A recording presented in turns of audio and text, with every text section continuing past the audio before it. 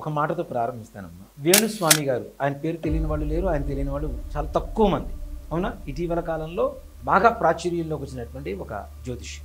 ఆయన ఒక సినిమా కుటుంబం గురించి వ్యక్తిగతంగా మాట్లాడితే, ఎందుకు వ్యక్తిగతమైనటువంటి జాతకాలు మీరు చెప్తున్నారు పబ్లిక్ అని చెప్పి మాట్లాడినటువంటి ఇదే రోత జనం ఒక మహాపండితుడై లక్షల మంది మార్గ నిర్దేశకుడై హిందూ ధర్మం పట్ల ఒక కొత్త దారిని చూపించినటువంటి ఒక మహానుభావుడు వ్యక్తిగత జీవితంలో తొంగు చూసిన ఈ వెధవలందరినీ ఏమన్నా చెప్పండి ఒకసారి.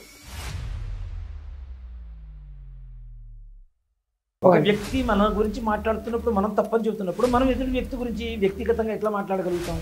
తప్పు కదా అది. ఒకటిని తప్పని చెబుతున్నప్పుడు అదే తప్పు మనం చేస్తే.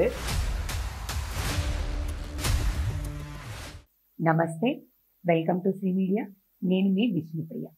ప్రస్తుతం ఎక్కువ మంది ఆసక్తిగా చూస్తున్న విషయము, చర్చించుకుంటున్న విషయము గరికపాటి వారి విషయం. గరికపాటి నరసింహారావు గారు ఎంతో ఆధ్యాత్మిక ప్రవచనాలతో సమాజంలో ఒక కొత్త మార్పును తీసుకొచ్చారు. యువతలో కూడా చైతన్యం తీసుకొచ్చారనడంలో ఎటువంటి సందేహం లేదు. అలాంటి ఒక పండితుడి విషయంలో ప్రస్తుతానికి గురుగారి పట్ల రకరకాలైనటువంటి విషయాలు వింటున్నాం. అసలు ఏది వాస్తవం, ఏది కాదు, దాని వెనకాల ఉన్న అసలు కారణాలు ఏంటో తెలుసుకునే ప్రయత్నం చేద్దాం. ఇప్పుడు మనతో పాటు ఉన్నారు గురువు గారు సుధీర్ శర్మ గారు. గురువు గారితో మాట్లాడి గరికపాటి వారి యొక్క విషయంలో అసలు విషయం గురించి తెలుసుకుందాం. నమస్తే గురుగారు. శ్రీమాత్రే నమః, శ్రీ గురుభ్యో నమః. గురుగారు, మీకు తెలిసింది, మనం ఏదైనా ఒక విషయం చర్చకు వస్తే అదే ఎక్కువగా చర్చించబడుతుంది సమాజంలో, ఎటువంటి సందేహం లేదు. ప్రస్తుతానికి పండితులు గరికపాటి నరసింహారావు గారి మీద రకరకాల విషయాలు వింటున్నాం, రకరకాల విషయాలు చూస్తున్నాం కూడా మీడియాలో. అసలు దాని వెనకాల ఉన్న అసలు కారణం ఏంటి? మనం చూస్తున్న వింటున్న కోణంలో ఎంతవరకు వాస్తవం ఉంది? దీంట్లో మొట్టమొదటిగా ఒక మాటతో ప్రారంభిస్తానమ్మా. వేణుస్వామి గారు, ఆయన పేరు తెలియని వాళ్ళు లేరు, ఆయన తెలియని వాళ్ళు చాలా తక్కువ మంది. అవునా? ఇటీవల కాలంలో బాగా ప్రాచుర్యంలోకి వచ్చినటువంటి ఒక జ్యోతిష్యం.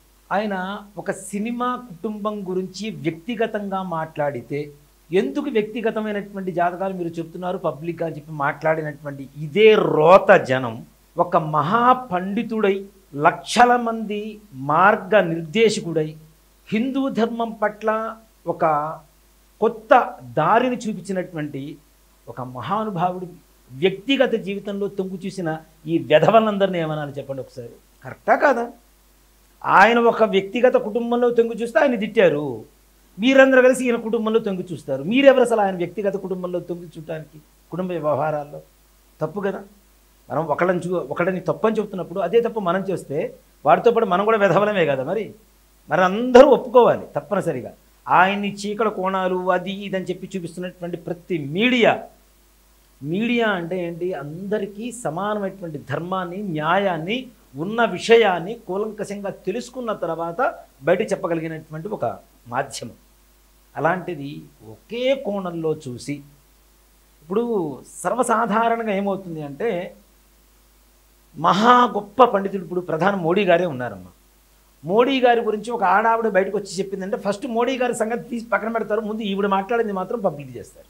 ఆయన ఏంటి 10 సంవత్సరాలు ఇప్పటికి మనల్ని పరిపాలించారు, ఆయన సంగతి మొత్తం పక్కన పెట్టేసిన, ఆయన సంగతి మనకి తెలిసినా అదంతా ఏం పట్టించుకో, అమ్మో ఏం వచ్చి చెప్పింది ఇంతకాలం చీకటి కోణంలో ఈయన ఉన్నాడు, చీకట్లో ఉన్నాడు, ఇదంతా వ్యవహారం చేస్తున్నాడని చెప్తారు.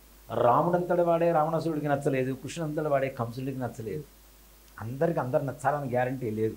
ఒక మాట చెప్పాలంటే, అంటే ముందుగా ఎందుకు చెప్పాను అంటే, మనందరం ఎలా ఆలోచిస్తున్నాం అనేది ఒక్కసారి మనం ఆలోచించుకోవాలి. ఒక వ్యక్తి మన గురించి మాట్లాడుతున్నప్పుడు మనం తప్పని చెబుతున్నప్పుడు మనం ఎదుటి వ్యక్తి గురించి వ్యక్తిగతంగా ఎట్లా మాట్లాడగలుగుతాం? తప్పు కదా అది. మహాపొరపాటు. అందులో ఆయన ఒక ఆధ్యాత్మిక చింతనతో హిందూ ధర్మాన్ని, అంటే మొత్తం వినాశనం అవుతోంది ఈ కలియుగంలో, కలి ప్రభావం ఎక్కువైపోయింది, హిందూ ధర్మం వినాశనం అయిపోతుంది, పరమత ధర్మాలన్నీ కూడాను రాజ్యమైనటువంటి పరిస్థితుల్లో మరొక ఆదిశంకరాచార్య స్వామి వారిలాగా చాగంటి కోటేశ్వరరావు గారు కానివ్వండి, లేదంటే మన గరికపాటి నరసింహారావు గారు కానివ్వండి, నిజంగా మరి చెప్పండి తెలుగు రాష్ట్రాల్లో వీళ్ళిద్దరి పేరే. రెండో పేరు చెప్పుకోవడానికి అవకాశం కూడా లేదు. మరి చెప్పాలంటే ఒక ఆధ్యాత్మిక చింతన, మిగిలిన వాళ్ళదంతా కూడా మడిగట్టుకున్నట్టు ఉంటుంది. చెబుతున్న ప్రసంగాలు కూడా అర్థం కావు తొందరగా. వీళ్ళది పండితుల దగ్గర నుంచి పామరుడు వరకు, చిన్న పిల్లల వరకు కూడా తప్పనిసరిగా ఆయన చెప్పేటువంటి మాట బాగా అర్థమవుతుంది. దీంట్లో రెండిట్లో కూడా ఇంకా వ్యత్యాసం చూసుకుంటే గరికపాటి నరసింహారావు గారిది మరీ ముక్కుసూటితనంగా ఉంటుంది. అంటే మన ఇంట్లోనే జరుగుతున్న విషయాలను ఉదాహరణగా ఇప్పుడు మన తండ్రి మనతో ఎలా జాగ్రత్తగా ఉండమని మన తండ్రి చెప్తుంటే ఎలా ఉంటుందో ఆయన ప్రవచనం ఇటుంటే అలానే ఉంటుంది. అంతే గురుగారు, ఒక తండ్రి ఒక మేనమామ చెప్తున్నట్టు ఉంటుంది. చెప్తుంటుంది. సో అంటే ఒక పెత్తనం తీసుకుంటారు మన మీద, ఒక అధికారం తీసుకొని అరే ఇది కరెక్ట్ మార్గం కాదు, ఈ మార్గంలో వెళ్ళకు అని చెప్పి మన తండ్రి దండించి లేదా ప్రేమతో చెప్పేటువంటి గుణాలు ఎట్లా అయితే ఉంటాయో మార్గాలు, ఆ మార్గాల్లో ఆయన మన ఇంట్లో తిష్ట వేసుకొని, టీవీలో కాదు మన ఇంట్లో తిష్ట వేసుకొని మనతో చెప్తున్నట్టుగానే ఉంటుంది ఆయన చెప్పే మార్గం అంతా కూడా. అవునా? అసలు పండితుడు అనేటువంటి వాడు ఎక్కడైనా పూజింపబడతాడు. అవునా? స్వగృహే పూజ్యతే మూర్ఖ, మూర్ఖుడు అనేవాడు ఇంట్లోనే పూజింపబడతాడు. స్వగ్రామే పూజ్యతే రాజ, రాజు గ్రామంలో పూజింపబడతాడు. స్వదేశే పూజ్యతే ప్రభు, దేశంలో ప్రభు అనేటువంటి వాడు పూజింపబడతాడు. పండిత సర్వత్ర పూజ్యతే. అది పుస్తక విద్య కాదు, మస్తక విద్య. గరికపాటి వారిది మస్తక విద్య. ఆయన పద్మశ్రీ అనేటువంటి ఒక భారతదేశ అత్యున్నత పురస్కారాన్ని తీసుకోగలిగారు అంటే సర్వసాధారణమైనటువంటి విషయం కాదుగా. అంటే ఇప్పుడు సెంటర్లో కొంతమంది ఈయన మీద ఎంక్వైరీలు చేసి మొత్తం ఈయన విషయం ఏంటో తెలుసుకున్న తర్వాతనే ఆ అవార్డుకి ఎంపిక చేస్తారు. చిన్న చిన్న అవార్డులు కాదు, మనం డబ్బులు ఇచ్చి కొనుక్కునే అవార్డులు అంతకంటే కూడా కాదు పద్మశ్రీ. అవునా? అలాంటి ఒక అత్యున్నత పురస్కారం ఈయన వరించింది అంటే ఈయన స్థాయి ఏంటో మనకు అర్థం కావటం లేదా? అది అర్థం చేసుకోవాలిగా. ఒక మనిషిలో మంచి చెడు రెండు ఉంటాయి. ఈయనలో చెడు ఉన్నాయని కాదు చెప్తుంది, అసలు మానవ ధర్మం. మంచి చెడు రెండు ఉంటాయి. నీకు కావాల్సింది మంచి అయితే మంచి తీసుకో, నీలో ఏదుందో అది తీసుకుంటావు ఎదురువాడి దగ్గర. మిర్రర్ అంతే. ఎదురువాడు ఎప్పుడు కూడా మనకు అర్థం లాంటి వాళ్ళే. మన దగ్గర ఏదుందో అదే తీసుకుంటాం. మన బుద్ధి వంకర బుద్ధి అయితే ఎదురువాడిని కూడా వంకరగానే ఆలోచిస్తూ. ముఖ్యంగా కామేశ్వరి గారు, ఏ స్త్రీ దేవతనైనా మనం ఆడవాళ్ళని అగౌరవంగా మాట్లాడకూడదు, కానీ ఆవిడ ఉపాసనా పరురాలని చెప్పుకుంటుంది. ఆధ్యాత్మిక చింతన ఎక్కువగా ఉంది. నేను దేవుడికి పూజ చేసుకుంటున్నాను. సంస్కృతము అంటేనే దేవతా భాష.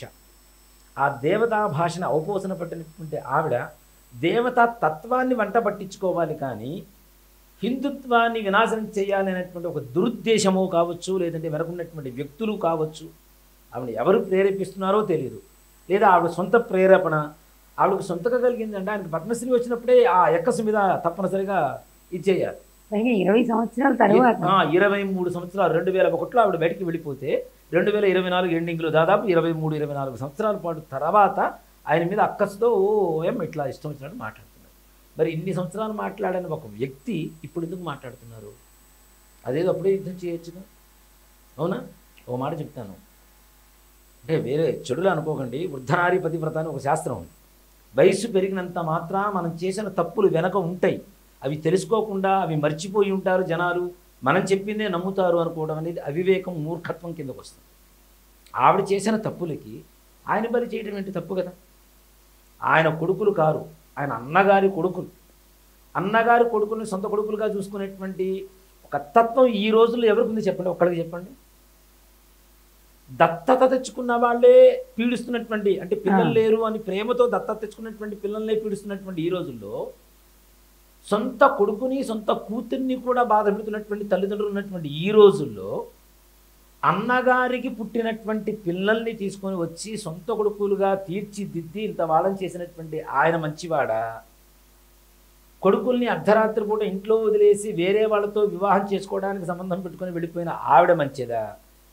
ఇది ఒక్కసారి ఆలోచించండి. పూర్తిగా నిజం తెలుసుకోకుండా ఏదో ఇష్టం వచ్చినట్టు ఎవరికి ఇష్టం వచ్చినట్టుగా. నాకు నిజంగా చెప్పాలంటే నిజం తెలిసేంత వరకు నేను కూడా ఏం మాట్లాడు, అయ్యో అనుకున్నాను తప్పితే ఆయన గురించి నిజం తెలిసేంత వరకు కూడా నాకు తెలియదు, నేనేం మాట్లాడలేదు. దేనికి? సపోర్టే చేయాలి అనుకుంటే సపోర్ట్ చేయొచ్చు, సపోర్ట్ చేయడం కాదు, నిజం తెలియాలి జనాలకి. ముఖ్యంగా తెలిస్తేనే కదా ఎంతసేపు ఊహాగానాలు.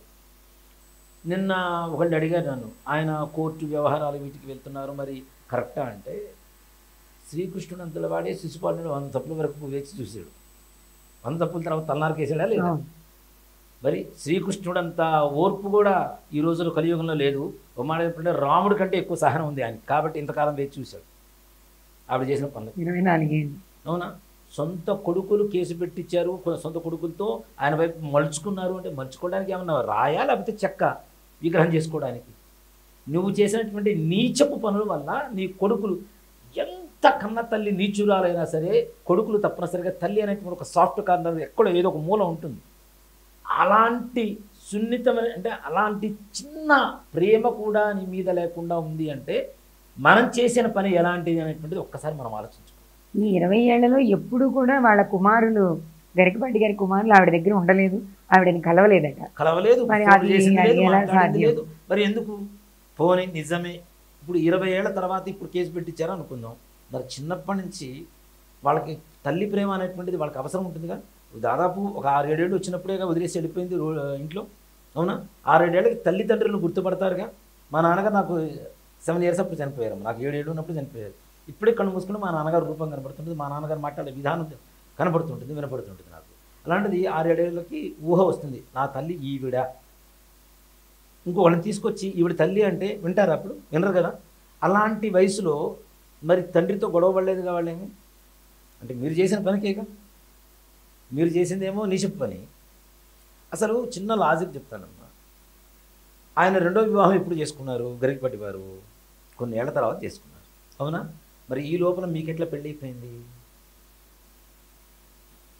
దీంట్లో ఒక కోణం కొంతమంది చెప్తున్నది ఏంటంటే గురుగారు, విడాకులు తీసుకున్నాను తరువాత ముందు కాదు, ఆవిడ ఇంట్లోంచి వెళ్ళిపోయిన తర్వాత విడాకులు తీసుకున్నారు. గరికపాటి వారు రెండో వివాహం చేసుకున్నారు. ధర్మబద్ధంగానే ఉన్నాడు.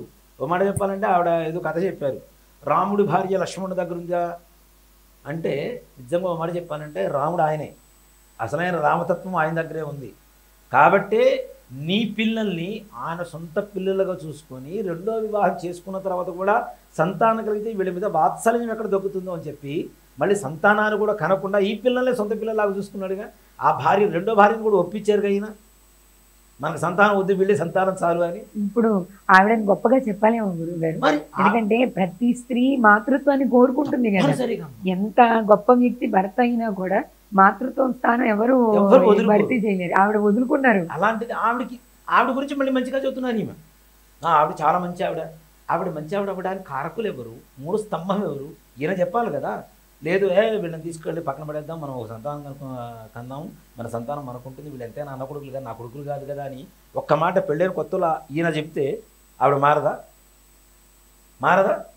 మరి అంత అంటే ఆవిడకు కూడా మైండ్లో ఇంజెక్ట్ చేసి వీళ్ళే మన పిల్లలు, వీళ్ళనే మనం ప్రేమగా చూసుకుందామని చెప్పి ఎంత మంచిగా చెబితే ఆవిడ విని ఉంటారు.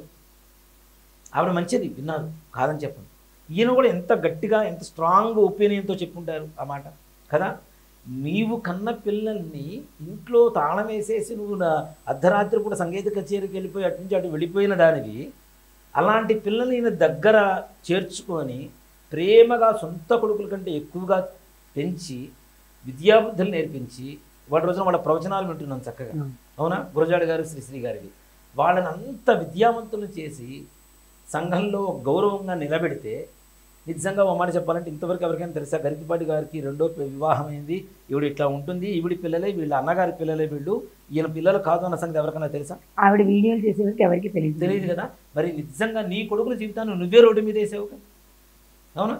నిజంగా ఓ మాట చెప్పాలంటే బంతి అంటారు చూడండి, మన గరికపాటి వారి పరిస్థితి ఇప్పుడు అదే. బంతిని ఎంత కిందకు తొక్కితే అంత పైకి లేస్తుంది అంటారు కదా. ఆయన ఏదో బురద జరుగుదామని చెప్పి ప్రయత్నం చేసి బయటకు వచ్చారు, ఆయన ఔన్నత్యం ఇంకా బయటకు వచ్చింది. అంటే వాస్తవ కథ తెలిస్తే ఖచ్చితంగా ఆయనకే గొప్ప కదా, ఇలా బ్రతకడం సాధ్యం కాదు కదా. అంత గొప్ప వ్యక్తిని బురద జలాలను చూసావు, చివరికి ఆ బురదంతా కూడా అందరు కలిసి నీ మొహాన్ని చల్లించుకునే పరిస్థితికి వచ్చేసి. కానీ ఆవిడ చేసిన వీడియోలో గురువుగారు నేను వెళ్ళిపోయాను, నా ఇష్టం అది, మీరెందుకు బాధపడుతున్నాను, ఆయన మంచివాడు కాదు కాబట్టి, నన్ను సంతోష పెట్టలేదు కాబట్టి, ఆవిడ 2-3 కారణాలు కూడా చూపించారు వీడియోలో.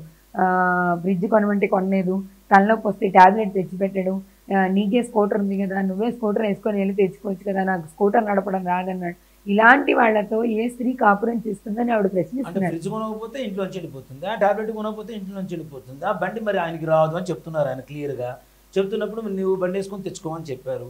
లేదు ఆయనకునేటువంటి బిజీ అంటే ఒకటి చెప్తున్నా, భర్త చేయవలసినటువంటి పనులు చేయాలి, కానీ నీకు అందుబాటులో అన్నీ ఉన్నప్పుడు నీకు అర్ధరాత్రి కూడా సంగీత కచేరీకి వెళ్ళి అట్నుంచి అటు వెళ్ళిపోయేంత మనుషులు అందుబాటులో ఉన్నప్పుడు ఈయన ఎందుకు చేయాలి అసలు? అవునా? అలాంటి నేను వ్యక్తులు సంతోషంగా లేను కాబట్టి బయటకు వచ్చేసాను. ఎవరి పనులు వాళ్లే చేసుకునేప్పుడు, ఎవరి బ్రతుకు వాళ్లే బ్రతికేటప్పుడు ఇక దాన్ని పెళ్ళని ఎందుకంటారు అనేది ఆవిడ ప్రశ్న. మరి గొలపుడి వారి సభలో ఎందుకు అంత ప్రేమగా నటించింది మరి ఆవిడ? అప్పుడే చెప్పొచ్చు కదా, నలుగురిలో చాలా గొప్పగా ప్రేమగా నటించింది. ఈయనకి అర్ధరాత్రి కూడా నిద్రలో కలవరించి అలవాటు ఉందని నాకు తెలియదు. ఒకరోజు అమావాస్య, మేము మా పుట్టింటికి వెళ్తే పైన పడుకుందామన్నారు. పైన పడుకుంటే అర్ధరాత్రి పూట లేచి పెద్ద పెద్ద గుడ్లు వేసుకొని నా మొహం మీద మొహం పెట్టి ఏదో మాట్లాడుతున్నారు. నాకు భయం వేసింది, చంపకేసి చెడ్డని పీకాను, పొరపాటు చేశాను అని చెప్పి ఎట్లా చెప్పగలిగింది? నేను చూశాను ఆ వీడియో, నేను చూశాను. నేను ఎలా ఎందుకు చెప్పింది ఆవిడ? మరి అంత ప్రేమ ఎందుకు నటించింది? అంత ప్రేమ లేనప్పుడు ఎట్లా ఉన్నది? ఆయన కామాంధుడు, ఆయన కళ్ళు మా మీద పడబట్టే విడాకులు తీసుకున్నాం, అన్నగారితో విడాకులు ఇప్పించారని చెప్పింది. అది తప్పు కదా? ఆయన కాలం చేశారు కదా కదా కాలం చేసిన తర్వాతనే ఈయన వివాహం చేసుకుంది. అసలు నిజంగా ఒక మాట చెప్పాలి అంటే, ఇద్దరు పిల్లలు పుట్టినటువంటి తల్లి, అన్నగారి భార్య, ఈయన గారి తల్లి ఎంత గొప్పగా ఒప్పిస్తే ఆయన భార్య వివాహం చేసుకున్నారు. ఆయనకి సంబంధాలు రావా అనుకున్న పాండిత్యానికి? ఆయన చదువుకోలేదా, లేకపోతే ఏమైనా బయట జనాలకు చెప్పలేనటువంటి పరిస్థితి రావా? మరి అందులో గోదావరి జిల్లాలో పుట్టినటువంటి వాళ్ళకి నిజంగా ఒక మాట చెప్పాలంటే, ఆయన వాళ్ళలో దగ్గరలోనే సంబంధాలు చేసుకుంటారు ఎక్కువగా. అక్క కూతురు, మామయ్య కూతురు, మేనత్త కూతురు, అక్కడక్కడ వాళ్ళే ఉంటారు. బీరకాయ పీచే ఉంటుంది మొత్తం. అక్కడ సంబంధాలు, బంధుత్వాలు ఎక్కువ ఉంటాయి. బయట నుంచి చేసుకునేటువంటి వాళ్ళు చాలా తక్కువ. ఒకవేళ చేసుకున్నా అక్కడ కూడా ఎక్కడో ఒక బంధుత్వం గడుస్తూనే ఉంటుంది. అంత దగ్గర సంబంధాలు ఉంటాయి. ఆయనకు సంబంధాలు రావా? నిన్నే చేసుకోవాల్సిన అవసరం ఏంటి? అంటే నేను అంత ఇష్టపడైతే కాదు కదా. అంటే ఆవిడ చేసిన వీడియోలో గురుగారు ఎక్కడా కూడా గరికిపాటి గారు నన్ను వివాహం చేసుకున్నదని ఆవిడ చెప్పట్లేదు. మరి మొదటి భార్య అని ఎట్లా చదువుతుంది ఈవిడ? వివాహం చేసుకున్నానని చెప్పట్లేదు. ఆయన నన్ను మాయ చేశారు, లోపరుచుకున్నారు. నేను ఆయన రాసిన ప్రతి పద్యం నేనే రాసి పెట్టాను. ఆయన చెప్పే పద్యాలు, ఆయన శతక పద్యాలు రాశారు, ఆ శ్లోకాలు పద్యాలు నేనే రాసి పెట్టాను. ఇవన్నీ నేనే చేశాను.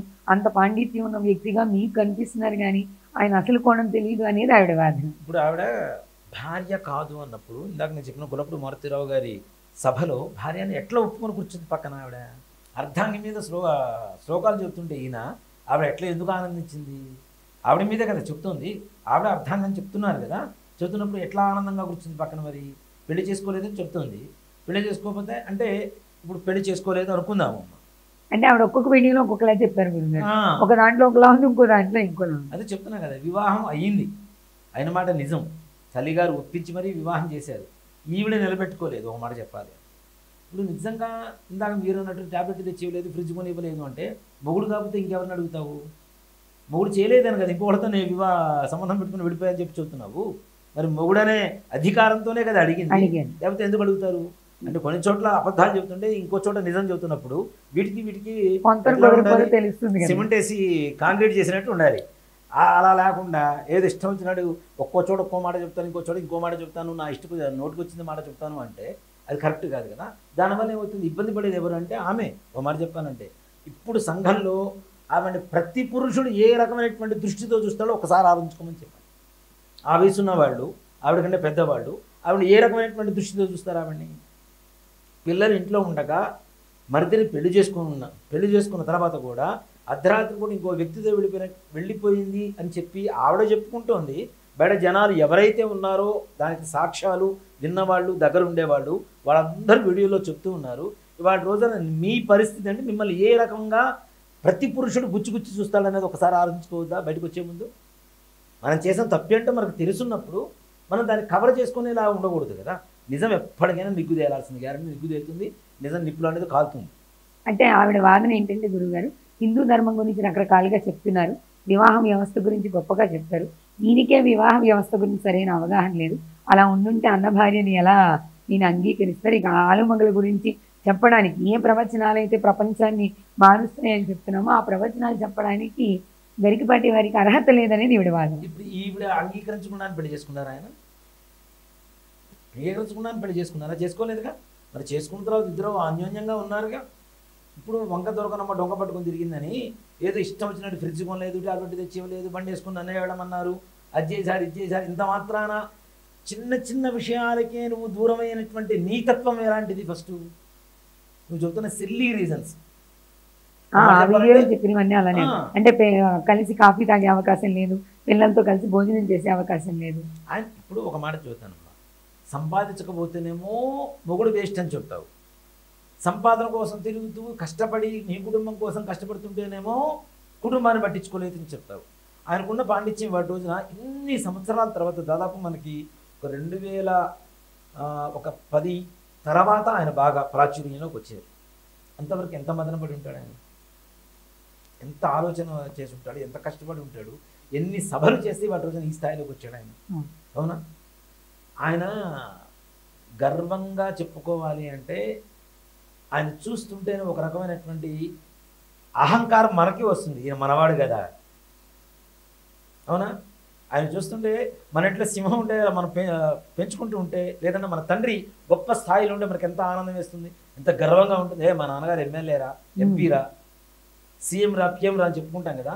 అంత చెప్పుకునేటువంటి స్థాయిలో ఆ గర్వం మనలో కూడా కలిగేసేంత గొప్పతనం ఆయన్ని చూస్తుంటేనే కలుగుతుంటుంది, ఆయన మాట్లాడుతుంటే వింటుంటే కలుగుతుంటుంది.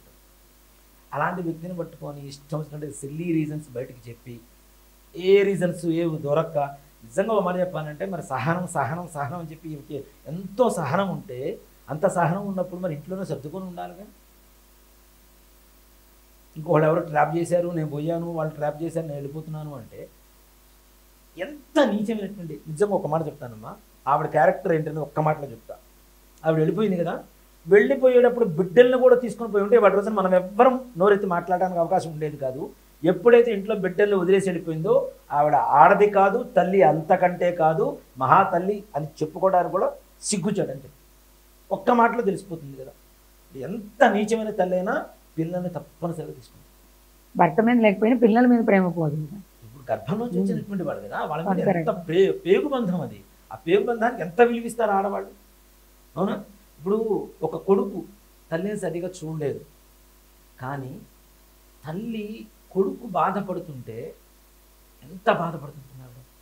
ఇట్లానే చైనా దగ్గర ఒక రాష్ట్రంలో, ఒక ప్రదేశంలో వయసు మళ్ళినటువంటి వృద్ధుల్ని అడవుల్లో వదిలేసి వస్తారు. అడవుల్లో వదిలేసి వచ్చేస్తుంటారు. వాళ్ళు బ్రతికారా చనిపోయారా అనేటువంటిది కూడా లేకుండా హీనంగా ఘోరంగా చూసేటువంటి ఒక సంప్రదాయం ఒక కొంత ప్రాంతాల వాడకు ఉంది. ఇట్లానే ఒక ముసలావిడ్ని భుజం మీద వేసుకొని తీసుకొని వెళ్తున్నాడు కొడుకు. ఆవిడ వస్తున్న దారి మొత్తం కూడా ఏదో పని చేస్తుంది, వెనక భుజం మీద ఎక్కించుకున్నప్పుడు కూడా ఏదో పని చేస్తుంది ఆవిడ. చివరికి ఒక చోట వదిలిపెట్టొచ్చాడు. వదిలిపెట్టిన తర్వాత తల్లిని అడిగాడు, నేను తీసుకొస్తున్నంత టైం కూడా ఏదో చేస్తున్నావు, ఏం చేసావు అని అడిగాను. ఏం లేదు నాన్న, కనపడ్డ కొమ్మ, అందిన కొమ్మంతా కూడాను ఆ దారిని అంతా వేసుకుంటూ వస్తున్నాను, నీకు వెళ్ళేటప్పుడు దారి తెలియదు కదా నాన్న, అన్ని వాటిని అనుసరిస్తూ వెళ్ళిపోయి నువ్వు కరెక్ట్గా ఇంటికి వెళ్ళిపోతావు అని చెప్పింది కదా. అది తల్లి హృదయం అంటే. అవునా? అలాంటి తల్లులు ఉన్నటువంటి ఈ ప్రపంచంలో కొడుకుల్ని ఇంట్లో పడేసి నువ్వు ఎవరితోనో నీ సుఖం కోసం, నీ సంతోషం కోసం నువ్వు వెళ్ళిపోయినటువంటి నువ్వు ఇవాళ రోజున గొప్ప వ్యక్తి మీద బురద చల్లాలని చూస్తే ఆ బురద నీళ్లు, పేడ నీళ్లు నీ మొహం మీద పడతాయన్న సంగతి ఒక్కసారి ఆలోచించుకో. ఆయన ఆకాశం లాంటి వాడు. ఆకాశం మీద ఉమ్మేస్తే ఏమవుతుంది? మన మొహం మీదనే పడుతుంది. ఇప్పుడు జరుగుతున్నది అదే. నీవు నీ వెనకుండేటువంటి వ్యక్తులందరికీ కూడా చెప్పు తీసుకుని కొట్టినంత బుద్ధి చెబుతున్నారు జనాలు. దాని గురించి తెలియని వాడు నమ్మొచ్చేమో. కానీ గురువుగారు ఇప్పుడు మీరు అన్నట్టు వెనక దీనికి రెండో కోణం కూడా ఉంటుంది. కొంతమంది సినిమా పెద్దల పట్ల గరికపాటి వారి చాలా సందర్భాల్లో ఆయన అభిప్రాయాన్ని కొంచెం కటువుగా చెప్పడం కావచ్చు, కొన్ని సందర్భాల్లో ఆయన గట్టిగానే వారించడం, ఇలాంటివి జరిగినాయి. అవి మనకి తెలుసు. సినిమా పెద్దలు ఆయన మీద ఉన్న కోపంతో, లేదా ఎవరైతే హిందుత్వాన్ని వ్యతిరేకిస్తున్నారో నాస్తికులు కావచ్చు, వీళ్ళందరూ కలిసి కావాలని చేస్తున్న పని ఇది అనే వాదన కూడా వినిపిస్తుంది. దీంట్లో నిజంగానే నిజం ఉందంటారా? ఒక మాట చెప్తానమ్మా, పాండిత్యం వేరు, సినిమా వేరు. అవునా? ఇప్పుడు మనకి విజయవాడలో ఒక మార్కెట్ ఉంటుంది, ఆయన పేరు ఏదో గుర్తు రావటం లేదు. కాళేశ్వరరావు గారు, కాళేశ్వరరావు మార్కెట్. కాళేశ్వరరావు మార్కెట్లో 30 రూపాయలు సింహాచల శాస్త్రి గారు వాళ్ళ గురువు గారు ఒక ఆయన ఉన్నారు. ఆయన పేరు కూడా కరెక్ట్ నాకు గుర్తు రావటం లేదు. పెద్ద మంచి గొప్ప హరికథకు ఆయన. ఈయన నేర్చుకుంది వారి దగ్గరే, కొన్ని కథలు నేర్చుకున్నది కూడా సింహాచల శాస్త్రి గారు. కాళేశ్వరరావు గారు ఒక 40 రోజుల పాటు ఆయనతో హరికథ పెట్టించారు. పెట్టిస్తే డే 1 నార్మల్గా ఉన్నారు, డే 2 పర్లేదు, అలా అలా జనం పెరుగుతూ వస్తున్నారు. హరికథ అంటే సాయంత్రం కూడా పెట్టిస్తాను. అవును. ఫస్ట్ షో అంటే evening show, mid night show ఉంటాయి కదా, 9:30కి షోలు మొత్తం క్లోజ్, సినిమా హాల్ మొత్తం క్లోజ్. విజయవాడలో ఒక్క థియేటర్లో ఒక్క జనాభా లేరు. ఎక్కడున్నారంటే కాళేశ్వరం మార్కెట్లో హరికథ చెబుతున్నారు, ఆయన దగ్గరే ఉంటారు కూర్చొని జనాలందరూ 41 రోజు పాటు. ఇది సినిమా గొప్పదా, ఇక్కడ పాండిత్యం గొప్పదా, ఒక మాటతో చెప్పేసేయచ్చు. ఇదేదో నోటికి వచ్చిన మాట కాదు, కావాలంటే నేను ప్రూఫ్తో కూడా మీకు నిరూపించగలుగుతాను. ఆయన పేరు గుర్తు రావడం లేదు, ఈ మధ్య ఇటీవల కాలంలో కాలం చేశారు వారు. ఎంత గొప్ప హరికథకులు అంటే, నేను కూడా ఆయన హరికథ విన్నాను 2-3 సార్లు. చిన్న పిల్లవాళ్ళలాగా మారిపోతాడు హరికథ చెప్పాడు. ఏ క్యారెక్టర్ ఎలా ఉంటుందో ఆ క్యారెక్టరైజేషన్ మొత్తం ఆయన తీసేసుకుంటారు ఆ టైంలో. అది జనాలందరికి అర్థమయ్యే విధంగా నవ్వుతూ నవ్విస్తూ ఆ యొక్క పాండిత్యాన్ని, అంటే ఆ క్యారెక్టర్కి ఉండేటువంటి లక్షణాన్ని మనకు మనం అనుభవించేలాగా అంత గొప్పగా హరికథ చెప్పేవారు ఆయన. అక్కడ మరి పాండిత్యం గొప్పగా ఉందా, చివరికి సినిమా థియేటర్లు మేనేజర్లు అందరూ కూడా, ఓనర్స్ అందరూ కూడా హరికథ మానేస్తే 20 రోజుల తర్వాత హరికథ ఆపిచ్చేస్తే డబ్బులు లక్షల్లో ఇస్తామని చెప్పి అప్పట్లో చెప్పారు ఆయన, కాళేశ్వరరావు గారికి. ఆయన హరికథ మానిపించేసేయండి, ఆపిచ్చేసేయండి, ఫస్ట్ షోలు నైట్ షోలు మొత్తం ఇదైపోయినాయి, బంద్ అయిపోయినాయి, జనాలు ఎవరు లేరు, ఫ్రీ షోలు వేసుకుంటున్నాం మేము, ఆయనకు హరికథ బంద్ చేయండి, ఎన్ని లక్షలు ఉంటే అన్ని లక్షలు మేము ఇంతరం కలిసి ఇస్తామని చెప్పి విజయవాడ సినిమా థియేటర్స్ అసోసియేషన్ ఎవరైతే ఉంటారో వీళ్ళందరూ కలిసి మాట్లాడినా సరే ఆయన ఒప్పుకోండరా అని చెప్పి వాళ్ళని పక్కన పెట్టేసి 40 రోజులు కలిసి చెప్పించారు ఆయన, 41 రోజుల పాటు. అదే చెప్తాను, గరిపాటి నరసింహారావు గారు ఒక సభ పెట్టారు, ఒక 20 రోజుల సభ అనుకున్నాం. 20 రోజులు జనాభా వస్తారా రారా, ఇంకా పెరుగుతారు, ఉండే కొద్ది ఇంకా పెరుగుతారు. అదే ఒక సినిమా స్టార్ ఒక 10 రోజులు వరుసన ఏదైనా సభలు పెట్టమనండి, ఒకే చోట వస్తారా? ఒక రోజు వస్తారు, 2 రోజులు వస్తారు, వీడికి పని లేదురా బాబు అని చెప్పి వెళ్ళిపోతారు. దీనికి పని మానుకొని మరీ వస్తారు, దానికి ఉన్న పనులు చూసుకోవడానికి వెళ్ళిపోతారు ఓ రోజు చూసేసి. పాండిత్యానికి సినిమాకు ఉండేటువంటి వ్యత్యాసం అంతా. ఆయనకి అహంకారం అని చెప్పను నేను, ఒక రకమైనటువంటి ఒక స్థాయి. జాతీయ జెండాకి ఎంత గర్వం ఉంటుందో అంత గర్వం ఉండాలి ఆయనకి తప్పనిసరిగా. ఆయనకున్న విద్యకి, ఆయనకున్న మస్తకంలో ఎన్ని తెలివితేటలు ఉన్నాయి, ఎంత ఆలోచన ఉంటుంది, ఎంత జ్ఞాపక శక్తి ఉంటుంది ఆయనకి. సాక్షాత్ మేధా దక్షిణామూర్తి ఆయన్ని వరించి ఆయన మేధస్సులో చేరాడని నేను అనుకుంటా గ్యారెంటీ. అంత నిజాయితీగా, సూటిగా, ధీటుగా, ఘాటుగా చెప్పగలిగినటువంటి ఒక్క వ్యక్తిని చూపించండి మనకి, ఎవరన్నా ఉన్నారేమో చెప్పగలుగుతారా? నలుగురిలో చెప్పలేనటువంటి విషయాలను కూడా సూక్ష్మ మార్గంలోకి మార్చి మరీ జనాల్లోకి పంపిస్తున్నారు, చెప్తున్నారు అంటే ఎంత గొప్పతనం ఉండాలి, ఎంత ఆలోచన విధానం ఉండాలి ఆయన. అవునా? పాండిత్యం, ఎంత పాండిత్యం ఉండాలి అసలు. అంత పండితుడిని పట్టుకొని సినిమా వాళ్ళు, నిజంగా చెప్తున్నాను అన్నమాట, సినిమా నేను కాదని చెప్తున్నాను, సాధనం జనాన్ని మార్చడానికి. ఆయన ఏదో అన్నారు అని చెప్పి బాధపడేదానికంటే దాంట్లో ఉండేటువంటి తప్పులు ఎందుకు మీరు తెలుసుకోరు? మనం చేసిందే కరెక్ట్ అనుకోవడం అనేది కరెక్ట్ కాదు కదా. ఒక తప్పు ఒక పండితుడు విమర్శిస్తేనే కదా దాంట్లో ఉండేటువంటి లోటు తెలిసేది. అది తీసుకోకుండా నేను చేసిందే కరెక్ట్, నా దాంట్లో గొప్పదనం ఉంది అంటే అది తప్పు కదా. ఒక పండితుడు ఆయనకి అన్ని రకాల వ్యవహారాల మీద, సినిమాలు కావచ్చు, నాటకాలు కావచ్చు, పద్యాలు కావచ్చు, శ్లోకాలు కావచ్చు, పురాణాలు కావచ్చు, మంత్రాలు కావచ్చు, మామూలు విషయాలు కావచ్చు, మూఢనమ్మకాలు కావచ్చు, ప్రతి విషయంలో కూడాను ఒక రకమైనటువంటి నిర్దిష్టమైనటువంటి ఆలోచన విధానం ఆయనకు ఉంది. దాంట్లో ఉండేటువంటి లోటుపాట్లు ఏమిటో చెప్పగలిగినటువంటి సామర్థ్యత కలిగినటువంటి వ్యక్తి. అవి చెప్పినప్పుడు దాంట్లో ఉండే లోటుపాట్లు తీసుకోకుండా అని అంటారా? ఇప్పుడు గరిపాటి వారు చిరంజీవి గారిని ఏదో అన్నారు సభ మీద అని చెప్పిన తర్వాత చిరంజీవి గారు పట్టుకొచ్చి కూర్చొని మాట్లాడారా లేదా? ఆయనకి లేని బాధ మీకెందుకు వస్తుంది? అవునా కదా? ఇప్పుడు తర్వాత కూడా ఒక వీడియోలో చిరంజీవి గారు చెప్పారు, ఆ రోజు అక్కడ ఏం జరిగిందో నాకు వినపడలేదండి మీరు చెప్పింది అని చిరంజీవి గారు అయితే ఎక్స్ప్లెనేషన్ ఇచ్చారు కదా. ఇప్పుడు కొంతమంది అడుగుతుంటారు కదా, గర్భవతి ఉన్నటువంటి సీతాదేవిని రాముడు అడవులు ఎట్లా వదిలిపెట్టాడు అని. అసలు సీతాదేవి క్వశ్చన్ చేయలేదు, వీళ్ళంతా క్వశ్చన్ చేస్తుంటారు ఎదవరంతా. అక్కడ ఉన్నటువంటి రాజధర్మం ఏంటో, ఆ ధర్మానికి ఎంత ఆయన కట్టుబడి ఉన్నాడో ఇదంతా ఎవరికి తెలియదు, ఆలోచించరు. ఒక స్త్రీ కడుపుతో ఉంది, గర్భవతి అయినటువంటి స్త్రీని అడవుల్లో వదిలిపెట్టేసి వచ్చాడు అని చెప్పి ఇది ఒక్క మాట చెబుతారు. కానీ ఆయన ఎంత ధర్మాన్ని ఆలోచిస్తే హిందూ వ్యవస్థ మీద, వైవాహిక వ్యవస్థ మీద ఎంత ఆలోచన కలిగితే ఆయన అంత పనిచేసి ఉంటాడు ఆయన రాముడు. అవునా? ఇప్పుడు ఒక వ్యక్తి మాట్లాడాడు, సీతాదేవిని, లంకలో ఉన్న సీతాదేవిని తీసుకొచ్చి రాముడు ఎలుకున్నాడు అని. ఆ ఒక్క వ్యక్తి నిజంగానే రాముడు అయోధ్య నుంచి వనవాసానికి వెళ్తున్నప్పుడు జనమంతా ఏమన్నారు? దశరథుడిని, అంత ధర్మాత్ముడైన రాముడిని ఎందుకు పంపిస్తున్నావు?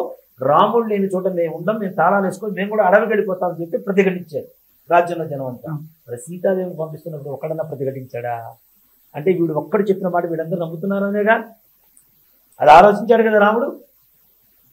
ఒక్కడు ప్రతిఘటించి, అయ్యా వాడకూడదు అంటే నీకెందుకయ్యా, నీ భార్య నువ్వు చేసుకోవయ్యా, నీ దగ్గర ఉంచుకోవయ్యా, ఏలుకోవయ్యా అని ఒక్కడే చెప్పాడా? ఒకటి చెప్పలేదుగా. తీసుకెళ్ళి మరిచి అడవుల్లో దింపుతుంటే ఒక్కడు కూడా మాట్లాడకుండా నోరు మూసుకొని కూర్చొని ఉన్నారుగా. అప్పుడు నిజంగా వాళ్ళకి అనుమానం ఉన్నట్టేగా. అంటే అందరి మనసులో ఉన్నది ఒక వ్యక్తి బయటికి చెప్పాడు. అవునా? అలాంటిది రాముడు ఎవరేమనుకున్నా పర్లేదు, నా భార్య నా పక్కనే ఉంది అనుకుంటే, ప్రతి ఆడది రామరాజ్యంలో ఏం చేసేది? లంకలో సంవత్సరాల తరబడి ఉన్నటువంటి సీతను తెచ్చుకొని రాముడు వెళ్ళుకున్నాడు, నేను రెండు రాత్రులు బయటికి వెళ్ళొస్తే నీకేమైందిరా అని చెప్పంటుంది. వివాహ వ్యవస్థ మొత్తం నాశనం అయిపోయింది. ఇంత దూరం ఆలోచించాడు రాముడు. గొప్ప విషయం గురుగారు, నిజమే కదా. ఇంత దూరం ఆలోచించాడు కాబట్టి రాముడు ధర్మాన్ని పాటించాలని చెప్పి నాకు కట్టుబడి గర్భవతి స్త్రీని సీతని తీసుకెళ్ళి అడవులో దింపేసి. అలాంటిది ఈయన కోణంలో చూస్తే, ఈయన చెప్పే దాంట్లో నిజాయితీ చూసుకోవాలి కానీ దాంట్లో ఎంతసేపు మనకు నచ్చింది మనం అదే హ్యూమన్ సైకాలజీ ఒకటి ఉంటుందన్నమాట. మనకు నచ్చింది మాత్రమే కరెక్ట్ అనుకుంటాం. ఎదురువాడు తప్పు. ఇప్పుడు నేను ఏదైనా మాట్లాడుతుంటే కామెంట్స్లో మంచివి వస్తాయి, నన్ను ప్రశ్నించేటువంటివి కూడా వస్తాయి. నన్ను ప్రశ్నించిన అంత మాత్రాన వీడు తప్పు, వీడు కరెక్ట్ కాదు కదా అంటే, వాడు ప్రశ్నిస్తే కదా నాలో ఉండే లోట్లేంటో, నా లోపాలేంటో నాకు తెలిసేది. లేకపోతే నాకు ఎలా తెలుస్తుంది? నేను ఒక్క కామెంట్ కూడా మళ్ళీ రెస్పాండ్ అవ్వను. మంచిగా పెట్టినా కామెంట్ రెస్పాండ్ అవ్వను, నా గురించి చెడుగా పెట్టినా కూడా రెస్పాండ్ అవ్వను. దేనికి అంటే వాళ్ళ దగ్గర నుంచి నేర్చుకుంటాను నేను. వాళ్ళు అడుగుతున్నటువంటి ప్రశ్నలు, వాళ్ళకు ఉండేటువంటి అనుమానాలు, నేను చెప్తున్న దాంట్లో ఎంతవరకు రాంగ్ ఉంది, రైట్ ఉంది అనేటువంటిది వాళ్ళు ఆలోచిస్తున్నారు. అంటే నా వీడియోను వాడు చూస్తున్నారు, వాళ్ళ హృదయాలు నేనున్నాను, నేను రాంగ్ రూట్లో వెళ్ళటం ఇష్టం లేదు కాబట్టి వాళ్ళు నన్ను ప్రశ్న చేస్తున్నారు. ఆ ప్రశ్నకి సమాధానం వెతుక్కుంటూ మళ్ళీ నెక్స్ట్ వీడియోలో కరెక్ట్ చేసుకొని చెప్పుకోవడానికి అవకాశం కలుగుతున్నారు. మనల్ని ప్రశ్నిస్తే రాంగ్ అనుకోవడం అనేది తప్పు. అలా అనుకుంటే తల్లిదండ్రులు చిన్నప్పటి నుంచి మనం ప్రశ్నిస్తూనే ఉంటారు. స్కూల్లో టీచర్ ప్రశ్నిస్తుంది, అంత మాత్రమే వాళ్ళని రాంగ్ అనుకుంటే మన జీవితం మంచిగా ఉంటుందా? అవునా? అవకాశమే లేదు కదా. మరి అలాంటిది ఒక గొప్ప స్థాయిలో ఉన్నటువంటి ఒక వ్యక్తి ఒక సినిమాల గురించి మాట్లాడాలని వాళ్ళేదు అంటే ఇంతే ఉండొచ్చు కాక, వీళ్ళు కూడా ఇట్లాంటి జనాలు కూడా కొంతమంది అల్లు అర్జున్ గారి గురించి మాట్లాడారమ్మా. ఒక మాట చెప్పాలి, అల్లు అర్జున్ గారు ఎక్కడ స్పందించాల. ఈ బయట భజన బ్యాచ్ ఉంటారు కొంతమంది ఫ్యాన్స్. ఈ ఫ్యాన్స్ అసలు వాళ్ళు అన్నం పెడుతున్నారా, కోట్లు ఇస్తున్నారా, ఏం చేస్తున్నారు? అవునా? ఏం లేదు, ఫ్యాన్స్ అభిమానం ఉంటే ఉండొచ్చు కాక. ఎందుకంటే గరికపాటి వారికి నాకు కూడా అభిమానం కదా, కాబట్టి అభిమానం ఉంటే ఉండొచ్చు కాక. అభిమానం ఎదురు వాళ్ళ జీవితాన్ని ఆడుకునేంత దరిద్రమైనటువంటి ఆలోచనతో ఉండకూడదు. నిజంగా ఇలాంటి వ్యక్తులే కనుక, అయ్యా అల్లు అర్జున్ గారు మిమ్మల్ని నేను వ్యక్తిగతంగా ఏమంటలేదు, దయచేసి మీ ఫ్యాన్స్ కూడా చెప్పండి, ఇలాంటి దరిద్రపు కొట్టు లక్షణాలతో ఎవరైనా ముందుకు వెళ్ళేటైతే మనం ఎవరు నాశనం అవ్వడానికి, అంటే గరికపాటి వారికి ఏ రకమైనటువంటి లోటుపాటు లేవు, హాయిగా హ్యాపీగా ప్రసంగాలు చెప్పొద్దని చెప్పి మన మధ్య ప్రతిజ్ఞ చేసి కూడా జనాలు మరలా ఆయన ప్రాధేయపడితే ప్రార్థిస్తే చెప్పడం మొదలు పెట్టారు. కాబట్టి ఆయనకి వచ్చిన ఏమి పడదు. దయచేసి మన హిందుత్వం, మీరు కూడా హిందువులే, మన హిందుత్వం సర్వనాశనం ఉండడానికి ఒక కారకులుగా మీరు కూడా ఉంటారు అని చెప్పి ఆలోచించండి దయచేసి. ఈ ఫ్యాన్స్ కూడా మీరు సూచించండి దయచేసి అల్లు అర్జున్ గారు. అలాగే ముఖ్యంగా హిందూ ధర్మ వినాశనానికి ఇది ఒక కారణం అవుతుంది. గరికపాటి వారు అంటే తెలియనటువంటి వ్యక్తులు లేరు భారతదేశంలో కావచ్చు. ప్రతి ఒక్క తెలుగు వారికి ఆయన పేరు తెలియని వాళ్ళు ఎవ్వరూ లేరు. 6 ఏళ్ల దగ్గర నుంచి 60 ఏళ్ల వయసు ఉన్న వాళ్ళ వరకు కూడా ఎవ్వరు ఆయన పేరు తెలియని వాళ్ళు ఎవ్వరు లేరు. అంత గొప్ప వ్యక్తి. అలాంటి వాళ్ళ మీద బురద చల్లితే ఇప్పుడు 100 రాళ్ళేస్తే ఒక రాయి తగ్గుతుంది అంటారు చూశారు. 100 సార్లు అబద్ధాన్ని గట్టిగా చెప్పడం వల్ల ఎప్పుడో ఒకసారి నిజం అవుతుంది. అది నిజంగా మారిపోతుంది, కాకపోయినా మారిపోతుంది, మనసులో నాటుకుపోతుంటుంది. కాబట్టి ఇట్లాంటి వాళ్ళ మీద బురద చల్లుతూ ఉన్నారు అనుకోండి, ఏమవుతుంది? చివరికి మన హిందువుల్ని, గురువుల్ని నమ్మటం, ఇట్లా ధార్మిక ప్రబోధనలు చేసేటువంటి వాళ్ళని నమ్మటం మానేస్తారు జనాలు.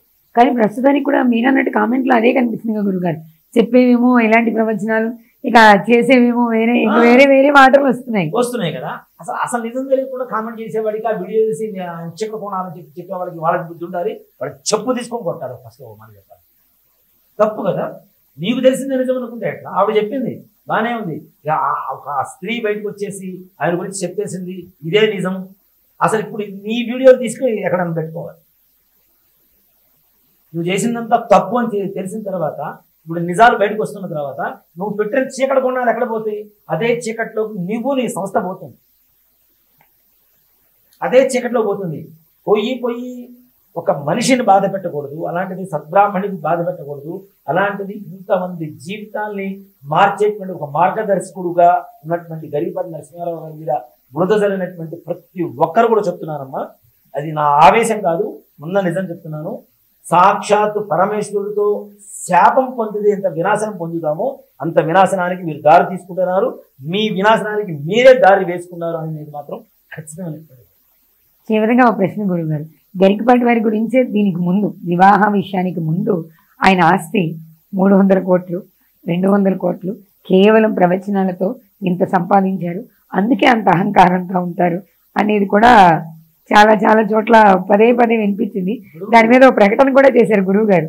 ఈ ఆస్తి వివరాలు కానీ వ్యక్తిగత విషయాలు కానీ ఎవరైనా ఇలాంటివి చెప్తే దాంట్లో అసలు వాస్తవాలు లేవు, అవన్నీ సత్య దూరాలు, ఇలాంటివి చెప్తే ఖచ్చితంగా నేను లీగల్గా యాక్షన్ తీసుకుంటాను. నిజంగా నాన్న ఒక మాట చెప్తానన్నా, ఇన్ని వీడియోలు చేసి పెడుతున్నాం, ఇన్ని చేస్తున్నాం, ఎవరైనా డబ్బు కోసం కాదా, ధనం కోసం కాదా?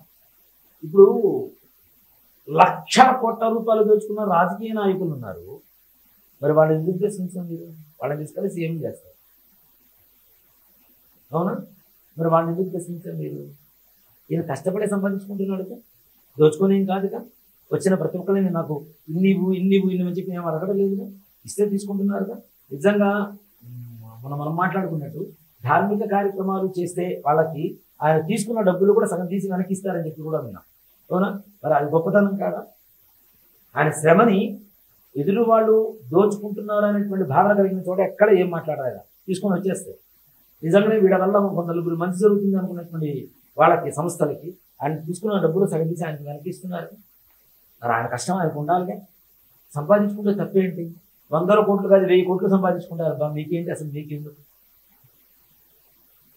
ఇట్లా అనుకుంటే జూబ్లీహిల్స్లో ఉన్న ప్రతి ఒక్కరిని ప్రశ్నించాలి, రంజానీస్లో ఉన్న ప్రతి ఒక్కరిని ప్రశ్నించాలి, మాదాపూర్లో ప్రతి ఒక్కరిని ప్రశ్నించాలి, పెద్ద పెద్ద సంస్థలు పెద్ద పెద్ద వ్యాపారాలు చేస్తున్నటువంటి ప్రతి ఒక్కరిని ప్రశ్నించాలి. ఎందుకు ప్రశ్నించాలి? మరి నీకు ఆ దమ్ము లేదా?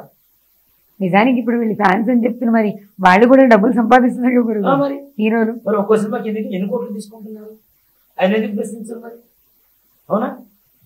ప్రతి ఒక్క హీరో ₹1 అనేటువంటి మాట ఒట్టి మాటలు అయిపోయింది. ఒకప్పట్లో 1,50,000 లక్షలు తీసుకుంటుంది. ఇప్పుడు ఎన్టీ రామారావు గారి కాలంలో నెలకి జీతం ₹300 ఉండేది. ఆయన ₹300 సంస్థ స్థాయి నుంచి ఆయన ఏ స్థాయికి ఎదిగారు? ఆయన కష్టం మీద ఎదిగారుగా, అవునా? మరి మీ కష్టం మీద మీరు బతుకుతున్నప్పుడు ఆయన కష్టం మీద ఆయన సంపాదించుకుంటే మీకు వచ్చిన బాధ ఏంటి? నువ్వు మాత్రం మీ దగ్గర ₹1000 ఉంటే ₹100 ప్లాట్ వచ్చినప్పుడు కొనుక్కున్నావు, ఇప్పుడు అది 10 లక్షలు అయినప్పుడు అందుకే మీ దగ్గర 10 లక్షలు ఉండొచ్చు. అది నిదానం జాగ్రత్తగా ఉండొచ్చు. సంపాదించుకుంటే తప్పేంటి? ఆయన సంపాదనతో నీకేం పని అసలు? నిన్నెవరో దోచుకున్నాడా? నిన్నెవరో కొట్టి తీసుకున్నాడా? నీ పొట్ట ఏమైనా కొట్టాడా? నీ విద్యలో నీతో పాటు ఏమైనా పోటీకి వచ్చి నీ పొట్ట కొట్టి ఏమైనా తీసుకున్నాడా ఆయన? నీకు వచ్చే కార్యక్రమాలు ఏమైనా, నీకు వచ్చి సినిమా ఛాన్సులు ఏమైనా లాక్కుని ఆయన వచ్చి హీరోగా సినిమా చేశాడా? అవునా? అట్లాంటప్పుడు ఆయన మీద అంత అక్కసు దేనికమ్మా, అంత కడుపు మంట దేనికి? అసలు తప్పు కదా. ఆయన కష్టం అనుకుంటుంది. కోట్లు సంపాదించుకోవచ్చు, లక్షల కోట్లు సంపాదించుకున్నా కూడా ఆయన విద్వత్తుకి నిజంగా మాట చెప్పాలంటే ఒక సినిమా హీరోకి ఇంత కష్టపడ్డాడు కాబట్టి ఇంటికి వచ్చని చెప్పి ఒక నిర్దేశంగా చెప్పవచ్చు. ఆయన విద్యకి ఎన్ని కోట్లు ఇస్తే ఆయన విద్య మనం కొనుక్కోగలుగుతాం చెప్పండి. ఎన్ని కోట్లు ఇచ్చినా లోపల విద్య ఇంకా ఉంటూనే ఉంటుంది. నువ్వు కొనడానికి మీ దగ్గర ప్రపంచంలో ఉండేటువంటి డబ్బు కూడా కాదు. శ్రీకృష్ణ పరమాత్మ లాంటి వాడు ఆయన కూడా. నిజంగా ఆయనకు తులసి దళం వేస్తే శ్రీకృష్ణుడు తిరిగాడు కదా, ఈ దగ్గర కూడా భక్తిగా పడి ఉంటారు కదా, వాళ్ళ ప్రేమగా భక్తిగా ఉండండి. ఆయన ప్రేమగా చూసుకుంటే ఇంకో 4 విషయాలు నేర్చుకునే అవకాశం ఉంటుంది మనం. అంతేగాని ఆయన మనం ప్రశ్నించేంత స్థాయి మనం వెళ్తున్నాము అంటే అసలు నీ స్థాయి అంటే నువ్వు తెలుసుకోమంటే మనం అందరూ గురివిందలనే వెనకండి నలుగురు ఆయన మాత్రం ప్రశ్నిస్తూ ఉంటాం. ఆయనకు ఉండే విజ్ఞానం ఎక్కడ, ఆయనలో ఉండే మంచి చూడండి. ఆయన ఎలాంటి, ఇప్పుడు ప్రతి వ్యక్తిలో మంచి చెడు రెండు కోణాలు ఉంటాయి. దాంట్లో ఏ మాత్రం కూడా సంశయం లేదు. మంచి ఉంటుంది, చెడు ఉంటుంది. ఒకడికి నచ్చవచ్చు, ఇంకొకటికి నచ్చకపోవచ్చు. నచ్చకపోతే నమ్మూసుకో పడు. మళ్ళీ ఇవన్నీ మనమే చేస్తాము. ఇంకో మతాల వాళ్ళు వచ్చి మన మతం, వాళ్ళ మతంలో మనం లాకెత్తున్నామని చెప్పి మళ్ళీ సభలు ఇవన్నీ మాత్రం మళ్ళీ మనమే పెడతాం. మన వాళ్ళని మనమే హింసిస్తుంటాం కావాలని. ఎక్కడ దొరుకుతాడా. నిజంగానే ఆ స్థాయిలో ఎవరైనా ప్రసంగం చెప్పాలంటే కూడా భయపడేటువంటి పరిస్థితికి తీసుకొచ్చేసాం మనం. ఇప్పుడు చాగంటి వారికి కూడా ఒక రకమైనటువంటి ఒక ఆలోచన ఉంటుంది. అమ్మో లేనిపోయింది, దేనికి వచ్చిన బాధ, ఈ కాంట్రవర్సీ మన మీదకి వచ్చిన బాధ. ఆయన ఇంకా సాధు స్వభావంతో, ఆయన ఇంకా చాలా ఇవన్నీ వద్దులే మనకి అనుకునే రకం. ఆయన చేత కూడా క్షమాపణ చెప్పించారు కదా. అంత గొప్ప వ్యక్తికి కూడా క్షమాపణ చెప్పించారు కదా. ఒక సంభాషణలో వచ్చినప్పుడు కొన్ని పదాలు వాడాల్సి వస్తుంది. ఆ వాడినంత మాత్రం వాటిలో మంచి తీసుకో, చెడు తీసుకోవాల్సిన అవసరం ఏముంది? అంత గొప్పగా చెప్తున్నటువంటి వ్యక్తులు మనకు కావాలంటే దొరకరు. నిజంగా ఆఫ్టర్ చాగంటి గారు గరికపాటి వారి తర్వాత మరలా మన హిందుత్వాన్ని పునరుద్ధరణ చేయడానికి ఏ మహానుభావుడు వస్తాడని చెప్పి ఇప్పటికి మనం 1000 కళతో ఎదురు చూస్తున్నటువంటి సందర్భంలో ఉన్న వాళ్ళని మనం ఇంట్లో కూర్చోబెట్టే పరిస్థితి వరకు తీసుకొస్తుంటే ఇంకేం చేస్తాం మనం చెప్పండి. మరి వేరే మతాలు, వేరే ధర్మాలు రాజ్యమే అలవా? ఇప్పుడు వీళ్ళని నమ్మం, మంచి చెప్పేవాళ్ళని నమ్మం, వాడి మీద బురదలాలని చూస్తాం, వీళ్ళని పక్కన ఇంట్లో కూర్చోబెడతాం. ఇంకోటి వచ్చి చెప్పడానికి లేదు. చెప్తేనే నీ దరిద్ర బుద్ధి ఇంతవరకు ఇంకా వంకర బుద్ధి వంకరలోనే ఉంది. చెప్పకుండా ఉంటే ఇంకా వంకర అయిపోతావు కదా. 4-5 వంకరలు మేము అప్పుడు అష్టావకుడు అయిపోతుంది. మొత్తం బుద్ధి మొత్తం వంకరే ఉంటుంది. మరి గురువుగారు అసలు ఇప్పుడు సమాజంలో ఇదే ఫలితం. మనం ఈ గరికపాటి గారి విషయమే కాదు, చాగంటి గారి విషయమే కాదు, ఎవరి విషయమైనా కూడా సమాజం పరిస్థితి గురించి అడుగుతున్నారు. వాళ్ళ వ్యక్తిగత విషయాల మీద, వాళ్ళ వ్యక్తిగత విషయం, వాళ్ళ కుటుంబ విషయం, వాళ్ళ ఆలోచన విధానం మీద ఆసక్తి ఎక్కువ పెరిగింది. దానికి కేవలం మీడియానే కారణం అంటారా? అంటే ఇక్కడ 2 ప్రశ్నలు ఉన్నాయి గురువు గారు. వాళ్ళు చూస్తున్నారు కాబట్టి మేము చూపిస్తున్నాం అనేది మీడియా వర్షన్, వాళ్ళు చూపిస్తున్నారు కాబట్టి మాకు దాని మీద ఆసక్తి పెరిగింది అనేది ప్రేక్షకుల వర్షన్. కానీ వ్యక్తిగత విషయాల మీద ఎక్కువ ఆసక్తి చూపిస్తున్నారు. మీకు ఎగ్జాంపుల్గా కూడా చెప్తాను. ఏదైనా ఒక 2 ఛానల్స్ తీసుకున్నప్పుడు ఒక దాంట్లో ఒక ఇంపార్టెంట్ ప్రోగ్రామ్, ఒక డాక్టర్ అనుకోండి, ఆరోగ్యం అందరికీ అవసరం కదా, ఓ డాక్టర్ ప్రోగ్రామ్ వస్తే సెకండ్లలో దాన్ని తిప్పి ఒక 2 భార్యాభర్తలు, ఇప్పుడు ఇదే మన గరికపాటి గారి విషయమే తీసుకుంటే అది వస్తుంటే ఆసక్తిగా కూర్చొని చూస్తున్నారు. అసలు వ్యక్తిగత విషయాలను ప్రశ్నించే హక్కు, వాటి మీద ఆసక్తి మనిషికి ఎందుకు పెరిగింది? మన జీవితంలో మనకు జరిగిన ఎదురు వ్యక్తులు ఎట్లా జరుగుతున్నాయని ఒక ఉత్సాహం, అత్యుత్సాహం మామూలు కూడా కాదు. ఇంతసేపటికి మీరు చెప్పినట్టుగా కొన్ని ప్రోగ్రామ్స్ వస్తుంటాయి, భార్యాభర్తను కూర్చోబెట్టి గొడవ మాట్లాడటం ఇదంతా. వాడుకున్నంత రేటింగ్ దేనికి? విపరీతమైన రేటింగ్. ఒకసారి జస్ట్ వచ్చిందంటే మళ్ళీ దాన్ని పూర్తి చేసేంత వరకు మధ్యలో యాడ్స్ వస్తున్నా సరే విసుకోకుండా వాడిని స్కిప్ చేస్తూ మొత్తం చూస్తాడు. వాడికి అదే పైశాచిక ఆనందం అంటారు. దాన్ని ఓ మాట చెప్పాను, నీ కుటుంబం నీ కరెక్ట్గా లేదు, నీ వ్యవహారం నీ కరెక్ట్గా లేదు, పక్క వాళ్ళ గురించి మాత్రం మాట్లాడు. పెద్ద వీళ్ళందరూ శుద్ధపూసలు. మళ్ళీ ఇప్పుడు ఒక మాట చెప్తాను, నేను ఎవరిని ఉద్దేశించి అంటలేదు. ఏ వ్యక్తిగత జీవితంలో ఎవరికి ఎన్ని సమస్యలు ఉన్నాయి, మన సమస్యను మనం ఇంటిని శుభ్రపరుచుకున్న తర్వాత పక్కింటి గురించి మాట్లాడాలి. మన ఇంట్లో చెత్త పెట్టుకొని పక్కింటి చెత్త గురించి మాట్లాడితే ఎట్లుంటుంది? అవునా? నీకు వివేకానందుడు చిన్న స్టోరీ చెప్తాను. వివేకానందుడి దగ్గరికి ఓ తల్లి ఓ పిల్లవాడిని తీసుకొచ్చింది. ఏంటమ్మా అంటే, మా పిల్లవాడు బెల్లం తింటున్నాడు స్వామి ప్రతిరోజు, అసలు మానేమని మీరు చెప్పండి స్వామి అని చెప్పింది. అవునా, సరే ఒక 1 నెల రోజుల తర్వాత తీసుకురామ్మా అని చెప్పారు. సరే 1 నెల రోజుల తర్వాత తీసుకొచ్చిన తర్వాత చెప్పారు, నాన్న బెల్లం తిన్న తప్పు, నాన్న తినకూడదు నాన్న అంటే. మరి ఈ మాట 1 నెల రోజుల క్రితం తీసుకొచ్చాను కదా, అప్పుడే చెప్పొచ్చు కదా అంటే, నాకు కూడా బెల్లం అంటే ఇష్టమేనమ్మా, అది మానేయడానికి 1 నెల రోజులు పట్టింది, అది మానేసిన తర్వాత కదా వాడికి చెప్పే అర్హత నాకు వచ్చింది. నిజం కదా అని, అంతే కదా, అర్హత నాకు ఇప్పుడు వచ్చింది కాబట్టి వాడికి చెప్పగలుగుతున్నాను. నేను బెల్లం తింటే వాడు బెల్లం తినొద్దని చెప్పి అదంతా మాకు ఖర్చుగా ఉంటుంది కదా. ఇప్పుడున్న జనాలందరూ ఇదే, మనకుండే అలవాట్లు, మనకుండే పొరపాట్లు, మనకుండే లోటుపాట్లు అన్నీ మనకు ఉంటాయి. పక్క వాడి జీవితంలో మాత్రం వేరే చూపిస్తుంది. వాడు ఇట్లా, వీడు ఇట్లాట. నువ్వు చేసేది ధర్మబద్ధంగా చేస్తే ఎదుడు వాళ్ళలో ధర్మమే కనపడుతుంది. నీ జీవితంలో, నీ మనస్సులో, నీ ఆలోచనలో ఏ రకమైనటువంటి దరిద్రం ఉందో ఎదుటి వాళ్ళ జీవితంలో, అదృష్టంలో కూడా దరిద్రాన్ని చూస్తాం. అదే చెప్తా. ఒక మనిషి తిట్టాడు అనుకున్నాం అమ్మ, నేను అదే చెప్తున్నా. తిట్టాడు అంటే నేను ఒకటే ఆలోచిస్తాను. అంతకుముందు ఆవేశం ఉండేది, నన్ను ఎందుకు చెప్తారు అది ఒకటే అనుకుంటా. పరమేశ్వరుడు వీడితో తిట్టితే నాకేదో జ్ఞానం చేయాలనుకుంటున్నాడు, సో నేను చేసిన పొరపాట్లు అంటే ఇవి ఆలోచిద్దామని చెప్పి ఆలోచిస్తాను ఒకసారి. అలాంటి పరిస్థితి వచ్చేసిన తర్వాత మనకి ఎదురు వాళ్ళలో చెడు కనపడదు కదా. ప్రతి ఒక్కడు మేమందరం అట్లా ఉంటాం, ఇట్లా ఉంటాం, మేము మాంసం తింటాం, మేము ఉప్పు కారాలు తింటున్నాం. ఆయన తింటలేదా? ఆయన ఉప్పు కారాలు తింటలేదా? ఆయనకు రోషం రావద్దా? ఆయన నిజంగా మౌనంగా కూర్చున్నట్టు ఆయన కూడా గ్యారెంటీ ఉంటాడు. గ్యారెంటీ గరిగి పడేవారు పెద్ద ఇది. ఆయన కామాంధ్రులే, నిజంగా ఆవిడ చెప్పింది కరెక్టే, కామేశ్వరి గారు చెప్పింది కాబట్టి ఆయన మౌనంగా ఉన్నాడు. మౌనం అర్ధాంగీకారం అంటారు కాబట్టి కరెక్టే అని చెప్పి గ్యారెంటీ ఇది కూడా మాట్లాడతాడు. నేను అర్ధాంగీకారం కాదు, పూర్తి అంగీకారం లేదు, ఒప్పేసుకున్నాడు. రేపటి రోజున ఒకటే తమ్ముడే తాను తప్పును ఒప్పుకున్న గరిగిపాటి అని తమ్ములైతే వీడియో, అది ఎక్కడెక్కడో చేసిన 4 వీడియోలు మొత్తం అక్కడక్కడ ముక్కలు మొత్తం క్లబ్ చేసి మొత్తం ఎడిటింగ్ చేసేసి ఒక వీడియో పెట్టేసి గరిగిపాటి వారు నేను చేసేది తప్పే అని చెప్పి ఒప్పుకునేటువంటి పరిస్థితి వరకు తీసుకొస్తారు. ఇది ఆయనకి ఆశ్చర్యం వేస్తుంది, ఇప్పుడు చెప్పారా నేను,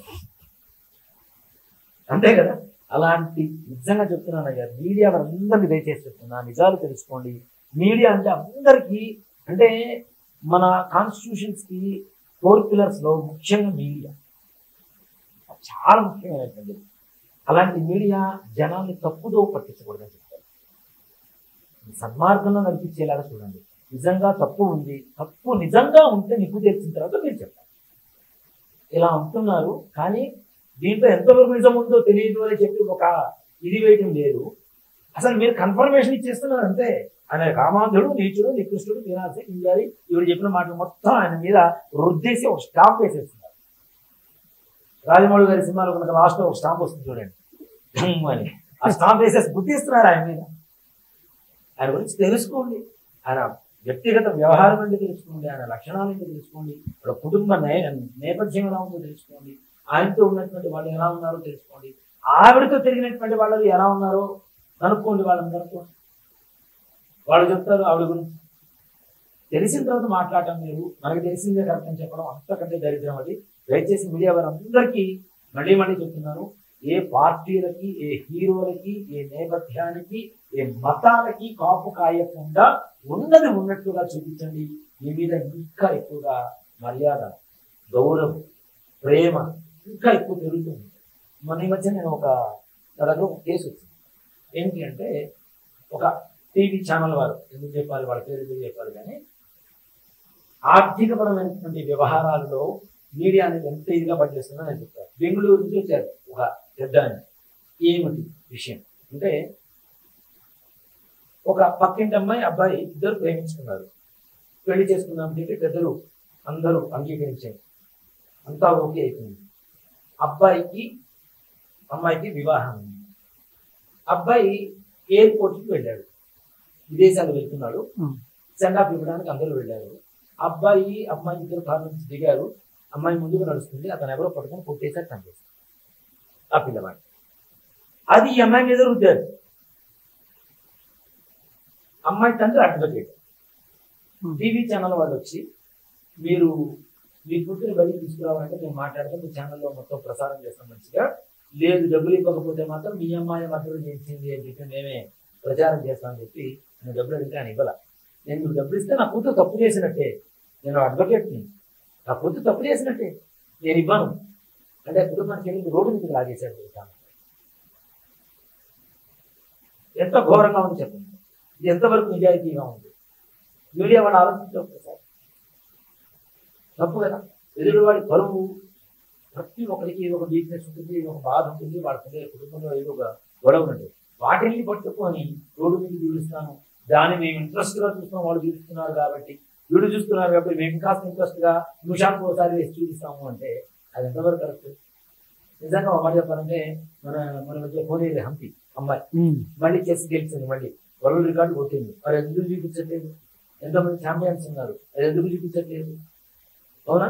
మన మధ్య మద్రాసు నుంచి తెలుగు అబ్బాయి ఒక చెస్ లో మంచి వరల్డ్ ఛాంపియన్ కొట్టాడు, మరి అది ఎందుకు చూపించట్లేదు? ఇట్లాంటి దరిద్రమైనటువంటి ఆలోచనలు ఎక్కువ ఎందుకు రూపుతున్నారు జనాల మీద? మంచి చూపించండి. వాడిని చూపిస్తే ఇంకొకడు దాన్ని ప్రోత్సాహం తీసుకొని ఇంకాస్త ముందుకు వస్తాడు. ఇంకో వ్యక్తి ఇంకోటి నేర్చుకుంటాడు. ఇంకో పిల్లవాడు అరే ఇంత చిన్న వయసులో ఇతను ఛాంపియన్ అయ్యాడు, నేను కూడా ఎందుకు అవ్వకూడదని ఆ పిల్లలు కూడా స్ఫోరణ వస్తుంది. అలాంటివి చూపించాలి. కానీ అక్కర్లేని వ్యవహారాలన్నీ చూపించుకుంటూ వేరే వాళ్ళ పర్సనల్ లైఫ్లోకి ఎంటర్ అయ్యి నీ పర్సనల్ లైఫ్లోకి ఇంకొకటి ఎంటర్ అయితే అప్పుడు నీకు తెలుస్తుంది బాధే కదా. నీ భార్యాభర్తల మధ్యలో ఇంకొకటి ఎవడన్నా వస్తే అప్పుడు తెలుస్తుంది నీ బాధ. ఎదురువాడి ఈ వ్యక్తి జీవితంలో అసలు వ్యక్తిగత జీవితానికి మీకు సంబంధం ఏంటి? ఆయన చెప్తున్న మంచి తీసుకో. ఆయన 100 పాటలు పడచ్చు, ఉన్న కష్టాలు పడచ్చు. మరి వాల్మీకి అవునా? మరి ఒకప్పుడు పోయేవాడు కదా. మరి వాల్మీకి అని చూస్తున్నాం కదా, ఎప్పుడు ఒకేలాగా ఉండడు మనిషి. వయసు మారిపోతుంది, బుద్ధి కూడా మారుతుంటుందిగా. ఈయన చెడ్డవాడే అనుకుందాం, కాదు అనుకున్న వయసు మారిన తర్వాత కూడా ఆయన మారాలని చెప్పి ఎందుకు ఆలోచించు? ఇంత వయసు మళ్ళీనా కూడాను ఆయన మీద ఇంకా బుద్ధించాలని చూస్తున్నాం. పోయేవాడిని వాల్మీకిగా గౌరవించి రామాయణాన్ని ఉంటున్నటువంటి నువ్వు మరి ఈయనలో ఏం చూసావు? నువ్వు మీలో ఏమాత్రం మార్పు ఉంది? ఈ మనుషులు చెబితే వినగా నువ్వు మనిషిలేక. కాబట్టి ఎదురు వాళ్ళని బురదలడం ఇలాంటి మహానుభావాన్ని మన సంఘానికి దూరం చేస్తున్నారు. దూరం చేయడం వల్ల ఆయనకి ఏ రకమైన నష్టం వల్ల ఇంట్లో కూర్చొని ప్రశాంతంగా ఇంకా చక్కగా అమ్మవారు అయ్యవారు స్వామివారు ఉపాసన చేసుకుంటారు, ప్రశాంతంగా ఉంటారు, ఇంకా భగవంతుడి దగ్గర అవుతుంటారు. ఆయన భగవంతుడిని ఎవరిలో చూస్తున్నాడో మనలో చూస్తున్నాడు. ఇంతమందిలో భగవంతుడు చూస్తున్నారు ఆయన.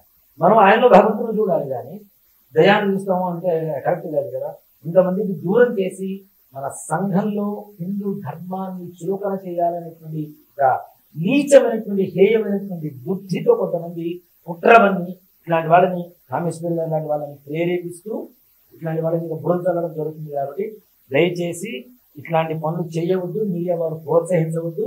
నిజం తెలిసిన తర్వాత ఆయన గురించే కాదు, ఎవరి గురించి చేయగలరు. అసలు వ్యక్తిగత జీవితమే మీకు అనవసరం. అంటే ఆయన విఐపి అవ్వడం అనేది ఆయన చేసిన తప్ప. మీరేగా చేసింది ఆ జీవితం ప్రవర్తన అడిగింది. మనమేగా ఆయన విఐపి చేసింది. అంటే ఎవరైనా పేరు ప్రఖ్యాతలు సంపాదించుకోండి భయపడే పరిస్థితి వచ్చేసింది. ఇప్పుడు అట్లాంటి వాళ్ళని చూసి మా పోటీ వాళ్ళు ఇంకా భయపడతారు. వ్యక్తిగతంగా ఇప్పుడు నాకు జీవితం ఉంటుంది. నా భార్యతో ఎప్పుడైనా బయటికి వెళ్తాను, ఆ కొడుకుతో సినిమాకి వెళ్తాను, వెళ్ళకూడదా? అంటే నాకు వ్యక్తిగత జీవితం నాకేం ఉండకూడదా? రేపు కోడలు వస్తుంది, కోడలు తీసుకొని వెళ్తారు ఎక్కడికో, నుంచుంటే కనపడగానే గురుగారు ఇదే వస్తారు కదండి. నిజమమ్మా, అలానే ఉంది సంఘం. ఇలాంటి దరిద్ర సంఘంలో మనం బతుకుతున్నాం. మాట చెప్పాలి అంటే ఎవ్వరు ఏ రకమైనటువంటి వ్యక్తిగత జీవితాల్లో దయచేసి తలదూర్చవద్దు. తలదూర్చిన మీకు తెలిసిందే నిజమని భావించవద్దు. నిజం తెలిసిన తర్వాత వాళ్ళ గురించి అంత గొప్పగా చెప్పండి. హిందూ సమాజానికి ఇంకా ఇంకా ఇంకా వృద్ధిలోకి కలుగుతుంది. ఆల్రెడీ ఒక హీనస్థితికి దిగజారిపోయినటువంటి మన హిందూ ధర్మాన్ని, మన సనాతన ధర్మాన్ని ఇలాంటి పురాణ పురుషులు నిజంగా మాట చెప్పాలంటే కారణ జన్మలనే చెప్తాం. ఇట్లాంటి వాళ్ళు మరో శంకరాచార్య స్వామి మన హిందూ ధర్మం వినాశం అవుతున్నటువంటి సమయంలో ఆది శంకరాచార్య స్వామి వారు ఎలా పునరుద్ధరణ చేశారో, చాగంటి కోటేశ్వరరావు గారు కావచ్చు, లేదంటే శ్రమదేవ శర్మ గారు కావచ్చు, గరిపాటి నరసింహారావు గారు కావచ్చు, ఇలాంటి సద్గురువులు ఎవరైతే ఉన్నారో వీళ్ళంతా కూడాను మరో ఆది శంకరాచార్య స్వామి వారికి ప్రతిరూపాలుగా చెప్పుకోవచ్చు. అంటే ఏమాత్రం కూడా తప్పలేదు. లేదు అది కూడా కాదు, సాక్షాత్ మేధా దక్షిణామూర్తి యొక్క అంశగా భావించవచ్చు. మేధస్సును పెంచేటువంటి వాళ్ళు వీరంతా పురాణ గాథలు చెప్పి మేధస్సును పెంచుతున్నారు, మన దారిని మళ్ళిస్తున్నారు, మంచి మార్గంలో సన్మార్గంలో నడిపిస్తున్నారు. కాబట్టి మన మేధస్సుకు పనికొచ్చేటువంటి విజ్ఞానం పనిచేటువంటి వీళ్ళు కూడా మేధా దక్షిణామూర్తి ప్రతిరూపాలుగా భావిస్తూ వాళ్ళకి నమస్కరిస్తూ గౌరవిస్తూ ఉండాలి. కానీ ఈ విధంగా నీచంగా హేయంగా వాళ్ళ జీవితాన్ని వాళ్ళ కుటుంబాలని రోడ్డు మీద లాగొద్దు అని చెప్పి ప్రతి ఒక్క మీడియా వారికి మనస్ఫూర్తిగా విన్నవించుకుంటూ చెప్తాను. ధన్యవాదాలు గురువుగారు. శ్రీమాత్రే నమః. శ్రీ గురుభ్యో. చూశారు కదా, మనం వాస్తవాలు తెలియనప్పుడు వాస్తవాలు తెలుసుకునే అవకాశం వచ్చే వరకు ఎదురు చూడాలి. కానీ ఎవ్వరి విషయం పట్ల, ముఖ్యంగా వ్యక్తిగత విషయాల పట్ల మనం ఎటువంటి అభిప్రాయానికి రాకూడదని చాలా వివరంగా గురువుగారు చెప్పారు. గురుగారు చాలా విషయాలు చెప్పారు. వ్యక్తిగత విషయాన్ని మనం చూసే దృష్టికోణం వేరుగా ఉంటుంది, వ్యక్తిగత విషయం వేరుగా ఉంటుంది అని కూడా చెప్పారు. సో మనం ఏదైతే చూస్తున్నామో అది నిజమని అనుకోకండి. మనం బయట సమాజంలో చాగంటి గారినో గరికపాటి గారినో చూస్తున్నప్పుడు వాళ్ళు ఏం చెప్తున్నారు అనేది మనకి ఎంత అవసరం అంతవరకే తీసుకుందాం. గురువుగారి మాటల ద్వారా దాన్ని ఆచరిద్దాం. మరో అతిథితో మళ్ళీ కలుద్దాం. నమస్తే.